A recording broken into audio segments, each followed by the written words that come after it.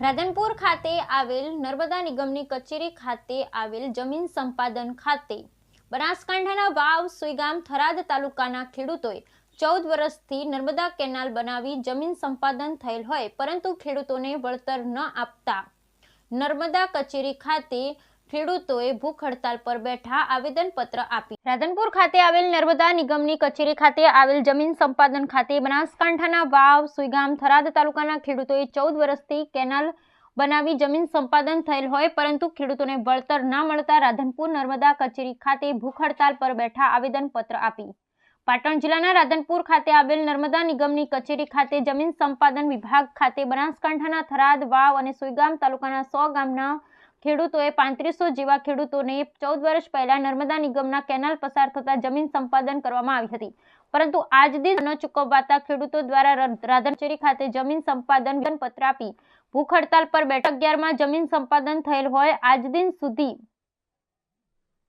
ખેડૂતોને વળતર ન મળતા ખેડૂતોમાં રોષ તાત્કાલિક ધોરણે વળતર આપવાની માંગણી સાથે ખેડૂતોએ આંદોલન કરી રહ્યા છે નર્મદા નિગમના અધિકારી દ્વારા ટૂંક સમયમાં વળતર આપી દેવામાં આવશે તેમ જણાવ્યું હતું।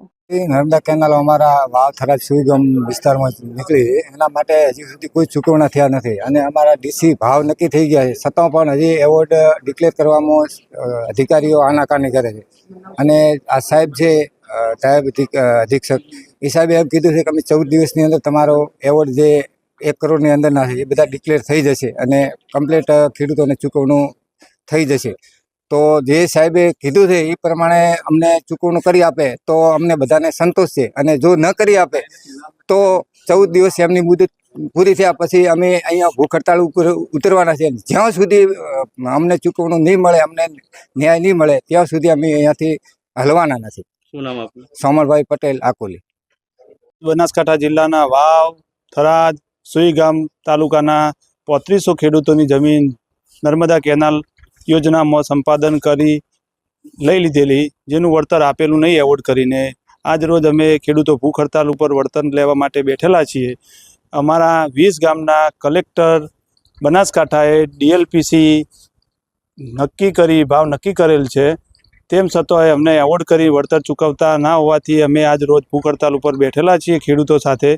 જો અમને નાયબ કલેક્ટર સાહેબે આશ્વાસન આપેલું છે કે ભાઈ આ મહિનાની અંદર તમારા એવોર્ડ જાહેર થઈ જશે, જો અમારા એવોર્ડ જાહેર નહીં થાય તો અમે ફરીથી આ જ કચેરી ઉપર ભૂખ હડતાલ ઉપર બેસવાના છીએ એવી રજૂઆત લેખિતમાં આપી છે અને મૌખિકે કરી છે। પટેલ પિયુષ કુમાર, મહેસાણા, એડવોકેટ। ગામના ખેડૂત 14 વર્ષથી કેનાલ સરકારે ચાલુ કરી છે અત્યાર સુધી અને અમે વલખા મારીને મરી ગયા છે ખેડૂત પણ હજી સુધી પૈસા આપતા નથી અને કલેક્ટર સાહેબે જે અમારા ભાવ નક્કી કર્યા છે એના હિસાબથી અમને સાહેબે એન્જિનિયર સાહેબે એમ કીધું છે કે 15 દિવસમાં તમને પૈસા મળી જાય। એ પૈસા મળે તો સાહેબનો આભાર અને ન મળે તો અમે ભૂખ હડતાળ ઉપર ઉતરવાના છીએ। અને અત્યારે ફોન આવ્યો કે તમે ભૂખ હડતાળ ઉપર ઉતર્યા તો અમે પોલીસ આવે છે એવા સમાચાર અમને મળ્યા। તો સરકાર અમને શું ડરાવવા ખેડૂતોને ડરાવવા માંગે છે? અમે ભૂખ અમે વેઠીએ, અમે ખુદે અમારા ખેતરના 2-3 ભાગ પાડ્યા છે, પાણી ઊંચું આવી ગયું છે, પ્લાસ્ટરની અંદરથી પોતું મારવાની જરૂર નથી, ઉપર પાણી આવી ગયું છે તો સરકારનું ધ્યાન કેમ જતું નથી?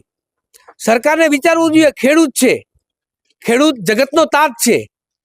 તો સરકાર શ્રી ભૂપેન્દ્રભાઈ પટેલને મારી વિનમ્ર વિનંતી, શંકરભાઈ ચૌધરીને કે થરાદ તાલુકાના ખેડૂત વલખા મારી રહ્યા છે, તમે મહેરબાની કરી અને અમારું સાંભળો। જય જવાન જય કિસાન, પહાડજી બારોટ, શેરાવ, થરાદ તાલુકો। રાધનપુર ખાતે અમે વળતર ચૂકવણા માટે કરીને આવ્યા છીએ। છેલ્લા 14 વર્ષથી અમારી જમીન કપાઈ ગઈ છે છતાં મને વળતર મળ્યું નથી, જેથી તાત્કાલિક વળતર આપવા માટે કરીને આજ અમે ભૂખ હડતાલ ઉપર બેઠા છીએ।